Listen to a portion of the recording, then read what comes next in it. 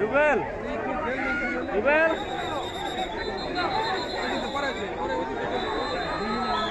video নিচ্ছিস Rubel video নিচ্ছিস ধর এটাতেও নে ওটাতে ভালো না হলে এটাতে নে আমার নেওয়া আছে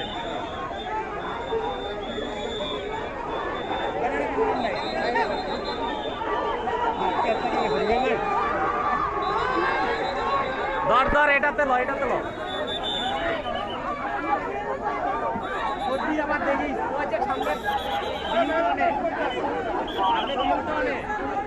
আবারও পুলিশ প্রমাণ করলো এই রাষ্ট্র প্রমাণ করলো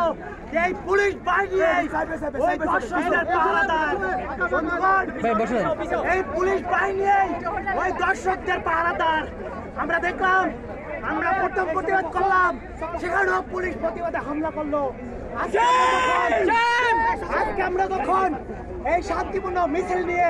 ওই কালো পতাকা মিছিল অনুষ্ঠিত করলাম তখন আমরা দেখলাম এই পুলিশ বাহিনী ওই রাষ্ট্রীয় বাহিনী যারা দর্শকদের লালক পালক তারা আবার হামলা করলো বন্ধুগণ আমরা এখানে বসে যাবো কিন্তু আমাদের লড়াই অব্যাহত থাকবে আমাদের এই মিছিল পরবর্তী এবং কালো পতাকা মিছিল এই রাষ্ট্র ব্যবস্থায় এই ধরনের পুরুষতান্ত্রিক মনোভাব এবং এই পুলিশ এবং রাষ্ট্রের এই পুরুষতান্ত্রিক মনোভাব আমরা দেখছি বন্ধুগণ আমরা ছাত্র জনতা মিলিতভাবে আন্দোলন চালাচ্ছি এবং আমাদের দাবি পরিষ্কার সেই দাবি হচ্ছে সমস্ত ধর্ষণ নিপীড়নের বিচার করতে হবে আজকে এই পুলিশ বাহিনী আমাদের উপরে আক্রমণ করলো কিন্তু ওই বেগমগঞ্জের একলাসপুরে সেই ঘটনার 32 দিন পার হয়ে গেছে কোনো ধরনের তৎপরতা দেখিনি যখন সেই ঘটনা ফেসবুকে ভাইরাল হলো তখনই আমরা দেখলাম যে এই ঘটনায় পুলিশ তৎপর হলো আমরা প্রশ্ন করতে চাই আপনারা এই জায়গায় আপনাদের লাঠি বর্ম হেলমেট নিয়ে তৈরি থাকেন একলাসপুরে কই থাকেন আপনারা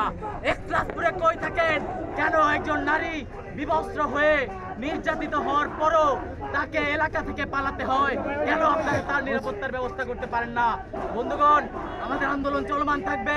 আমরা চেষ্টা করছি সকলকে সাথে নিয়ে এই আন্দোলন করার সেই আন্দোলনের বৃহত্তর কর্মসূচি ঘোষণা হবে কিন্তু এই মুহূর্তে এই যে পুলিশি হামলা সেই পুলিশি হামলার প্রতিবাদে